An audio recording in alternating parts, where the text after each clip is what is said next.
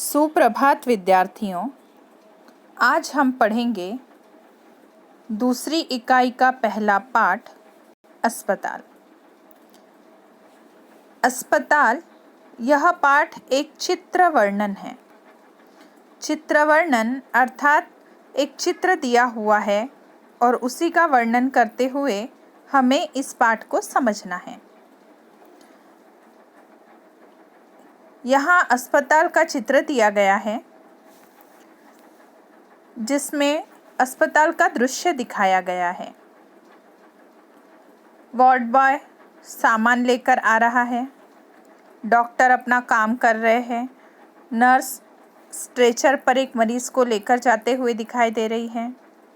Counter पर बैठी महिला एक व्यक्ति को जानकारी दे रही है। छोटे बच्चों को भी अस्पताल में लाया जा रहा है और कुछ लोग अपनी बारी आने का इंतज़ार करते बैठे हैं। इस प्रकार अस्पताल में यह दृश्य तुमने भी कई बार देखा होगा। अब यह जो चित्र है, इसी के माध्यम से हमें अस्पताल की संपूर्ण जानकारी प्राप्त करनी है। तुम कई बार बीमार हुए होंगे, परंतु जब हमें एक छोटी मोटी बीमारी हो जाती है, सर्दी, खांसी, बुखार या कुछ लग जाए, ऐसे छोटे मोटे कारणों के लिए हम घर के आसपास ही किसी अस्पताल में चले जाते हैं, जहाँ पर डॉक्टर साहब जांच करके दवाई देते हैं, इंजेक्शन देते हैं और हमें ठीक कर देते हैं। लेकिन यह तो हुआ अस्पताल का एक छोटा सा रूप, जिसे ओपीडी इंग्लिश में कहा जाता है, जहाँ केवल जांच करके दवाइयाँ दी जाती हैं। लेकिन कई बार तुमने अस्पताल के बड़े रूप को भी देखा होगा। तुम्हारा कोई अपना कहीं पर भर्ती हुआ हो या तुम पर ऐसी नौबत आई हो, तो तुमने ज़रूर अस्पताल का बड़ा रूप भी देखा होगा। हमारे शहर में ऐसे कई बड़े बड़े अस्पताल हैं। अब बात करते हैं अस्पताल के इसी बड़े रूप की। जैसे ही हम अस्पताल में जाते हैं, वहाँ जाते ही हमें दरवाजे के पास सर्वप्रथम दिखाई देता है एक काउंटर। उस काउंटर पर कुछ लोग बैठे हुए होते हैं। हमें कोई भी जानकारी प्राप्त करनी हो तो हम सर्वप्रथम काउंटर पर जाते हैं और वहीं से जानकारी प्राप्त करते हैं। उसके बाद अस्पताल में विविध कक्ष होते हैं। हमें जहाँ जाना होता है उस कक्ष में हम जाते हैं।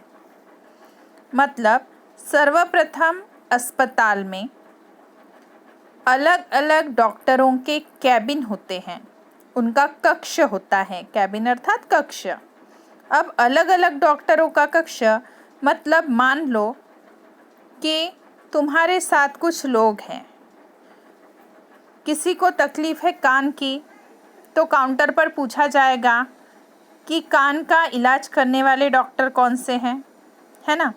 किसी को हृदय से संबंधित कोई तकलीफ़ है तो पूछा जाएगा कि हृदय संबंधित रोगों का इलाज करने वाले डॉक्टर कौन से कक्ष में मिलेंगे, और उसके अनुसार हम डॉक्टर से मिलेंगे। तो ऐसे ही बड़े अस्पतालों में डॉक्टरों के विविध कक्ष होते हैं। सर्वप्रथम आँखों के जो रोग होते हैं, नेत्र विभाग में उनका उपचार किया जाता है। अगर हमें आँखों से संबंधित कोई समस्या है तो हम नेत्र विभाग में जाएंगे। आई स्पेशलिस्ट जिसे कहते हैं, आँखों के डॉक्टर से इलाज कराएंगे, तो उन्हीं के कक्ष में जाएंगे। यदि हमें गला, नाक और कान से संबंधित कोई बीमारी है तो हम जाएंगे ENT विभाग में। ENT विभाग में गला, नाक और कान से संबंधित बीमारियों का इलाज होता है, क्योंकि इन तीनों की नसें जो होती है वह आपस में जुड़ी हुई होती है। इसीलिए एक ही डॉक्टर इन तीनों का इलाज करता है, उसे कहा जाता है ENT विभाग। इसके पश्चात यदि हमें हृदय से संबंधित कोई तकलीफ़ है तो कार्डियोलॉजिस्ट उस डॉक्टर को कहते हैं और कार्डियोलॉजी विभाग में उसकी जांच की जाती है। इसके पश्चात यदि हमें सिर में दर्द है, मस्तिष्क से संबंधित कोई तकलीफ़ है, तो हम जाते हैं न्यूरोलॉजिस्ट के पास, मतलब कि मस्तिष्क के डॉक्टर के पास, वही हमारा इलाज करता है, तो हम न्यूरोलॉजी विभाग में जाएंगे। अब यदि हमें हाथ पैर या किसी भी शरीर के अवयव की हड्डी से संबंधित कोई रोग हुआ है, तो हम उसी से संबंधित डॉक्टर को वह दिखाते हैं, उनके कक्ष में जाते हैं, जो कि हड्डियों के डॉक्टर होते हैं। शरीर की नसों से संबंधित कोई बीमारी है तो उससे संबंधित डॉक्टर को हम दिखाते हैं। तो यह हुए डॉक्टर जो कि अलग अलग कक्षों में अपने विभाग में रहते हैं और शरीर के जिस अवयव में हमें तकलीफ़ है, हम उसी डॉक्टर के पास उनके कक्ष में जाकर अपना इलाज करते हैं। अब अगर हमारी बीमारी छोटी मोटी हो तो डॉक्टर हमें दवाइयाँ देकर, इंजेक्शन देकर ठीक कर देते हैं, लेकिन अगर बीमारी बड़ी हो तो हमें अस्पताल में दाखिल किया जाता है, भर्ती करवाया जाता है। अब अस्पताल में रहने के लिए भी जगह होती है। सर्वप्रथम यदि रोगी की हालत बहुत ज़्यादा गंभीर हो तो उसे आईसीयू विभाग में रखते हैं। आईसीयू बहुत ही इमरजेंसी है, व्यक्ति की हालत बहुत ही नाजुक है, वह मर सकता है, ऐसी स्थिति में उसे आईसीयू में रखा जाता है। आईसीयू को अति दक्षता विभाग कहा जाता है।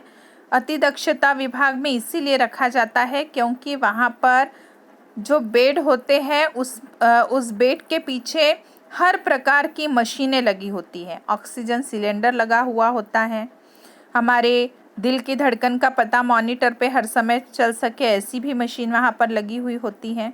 बार बार बीपी चेक किया जा सके, शुगर चेक किया जा सके, ऐसे सभी साधन वहाँ होते हैं। आईसीयू के अंदर भी बहुत सारे कार्य करने वाले कर्मचारी होते हैं जो कि सभी मरीज़ों पर ध्यान देते हैं। और आईसीयू विभाग में जो व्यक्ति भर्ती करवाया जाता है वह हमेशा नर्स की देखरेख में होता है, उस पर 24 घंटे नज़र रखी जाती है। वहाँ पर साथ में किसी रिश्तेदार को रुकने नहीं दिया जाता, तो व्यक्ति जल्दी से जल्दी ठीक हो सके, इसीलिए उसे आईसीयू में रखा जाता है ताकि उसे किसी भी प्रकार के मशीन की ज़रूरत पड़े उसकी जान बचाने के लिए, तो वह वहाँ पर उपलब्ध होती हैं।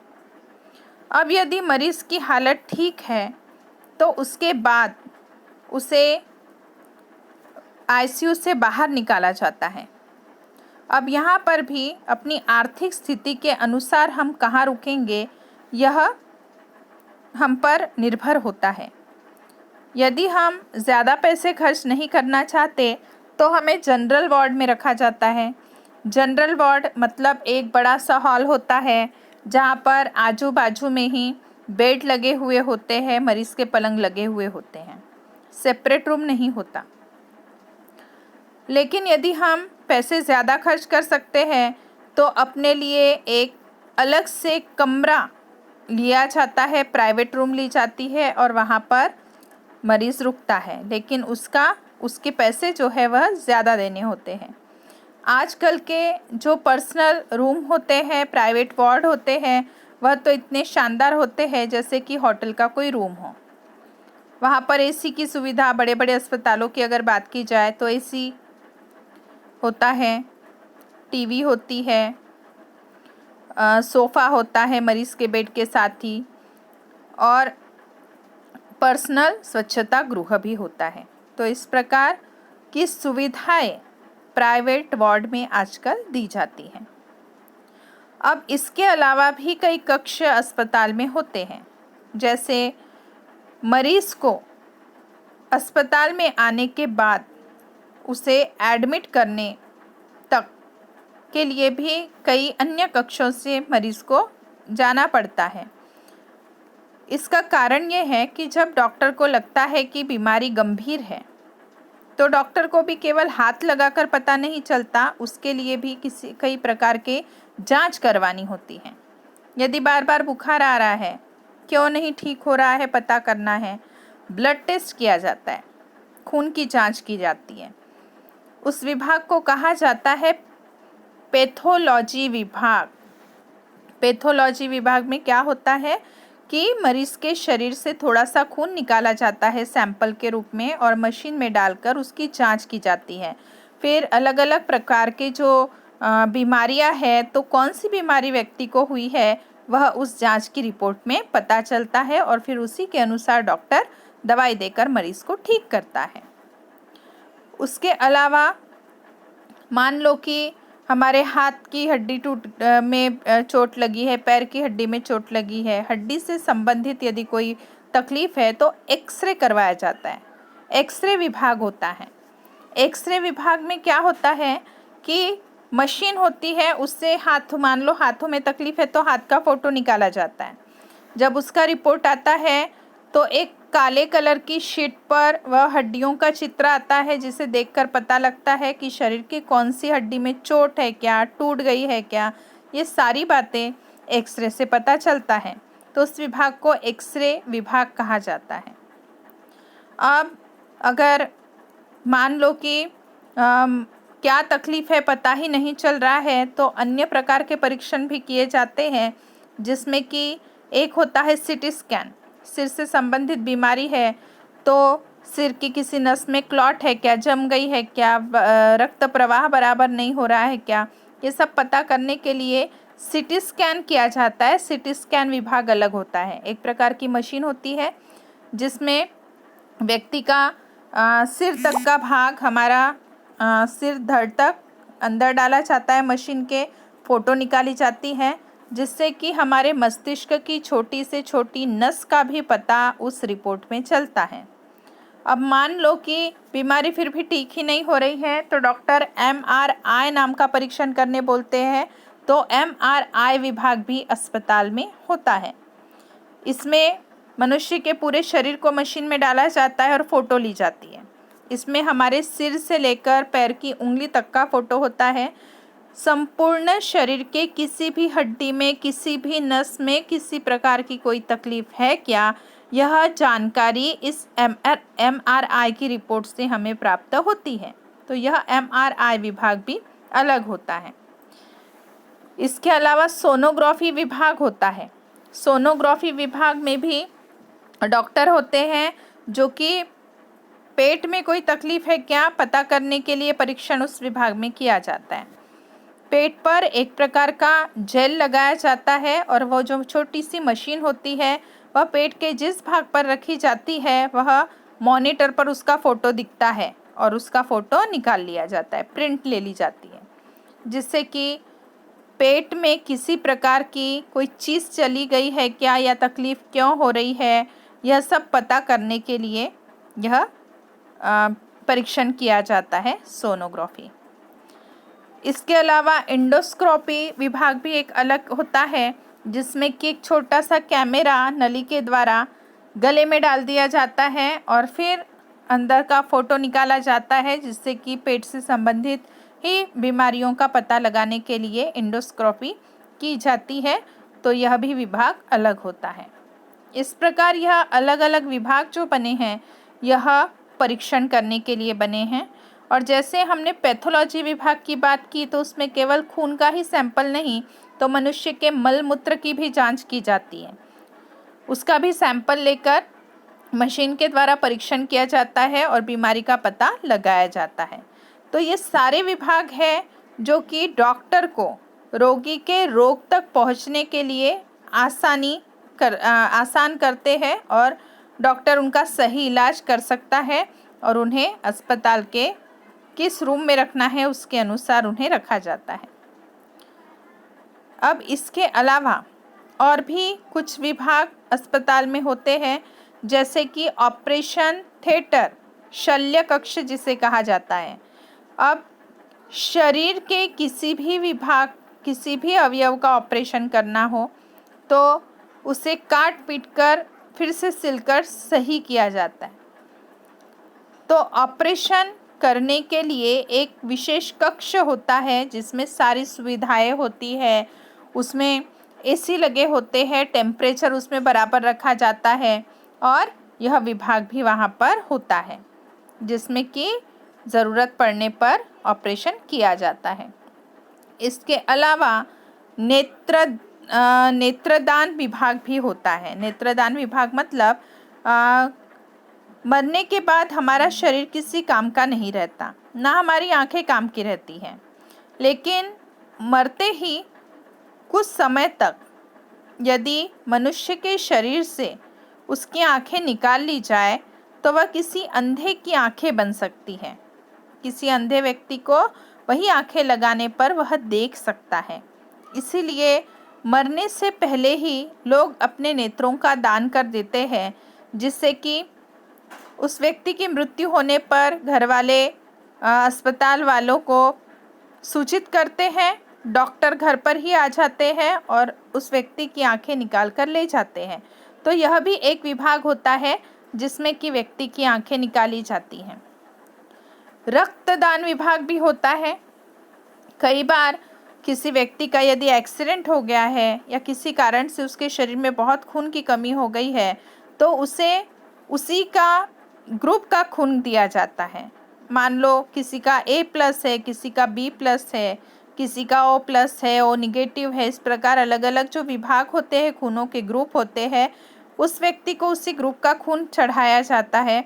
तो यदि अस्पताल में वह नहीं भी है तो उन्हीं का कोई रिश्तेदार रक्तदान विभाग में जाकर रक्त दे सकता है और उस ग्रुप का खून उस व्यक्ति को दिया जाता है बदले में। तो इस प्रकार रक्तदान विभाग भी होता है। अब इन अलग अलग विभागों में व्यक्ति की जांच की जाती है, उसका इलाज किया जाता है और रोगी को ठीक किया जाता है। अस्पताल में तुमने और एक बात हमेशा देखी होगी, जगह जगह कूड़ेदान होते हैं। इस चित्र में भी तुम्हें दिखाई दे रहा है, क्योंकि अस्पताल एक ऐसा स्थान है जिसे साफ सुथरा रखना बहुत ज़रूरी है ताकि वहाँ पर जो मरीज है वो जल्द से जल्द ठीक हो सके। इसके अलावा अलग अलग सुविचार लगे हुए होते हैं जिससे कि हमें पता चले कि हमें क्या करना है और क्या नहीं करना। जैसे कृपया जूते चप्पल बाहर रखिए, शांति बनाए रखिए, मरीज से बातें कम कीजिए, शोर मत कीजिए, अस्पताल के कर्मचारियों से झगड़ा न करें। इस प्रकार के सुविचार तुमने अक्सर अस्पतालों में देखे होंगे ताकि अस्पताल में शांति बनी रहे, किसी भी मरीज को तकलीफ ना हो, अस्पताल के कर्मचारियों को भी किसी के कारण परेशानी न हो। तो इस प्रकार अस्पताल जो होता है वह कभी न कभी उसकी ज़रूरत हमें अवश्य पड़ती है, क्योंकि शरीर में कभी न कभी कोई ना कोई खराबी अवश्य आती है। लेकिन हमें प्रयत्न करना चाहिए कि हम हमेशा स्वस्थ बने रहें और स्वस्थ रहने के लिए हमें अपनी सेहत का ध्यान रखना होगा। परंतु यदि कभी हमें अस्पताल जाने की ज़रूरत भी पड़े, चाहे हमें खुद के लिए या अन्य किसी के लिए ज़रूरत पड़ी हो, तो हमें अस्पताल की सूचनाओं का पालन अवश्य करना चाहिए ताकि हमारे कारण किसी को परेशानी न हो।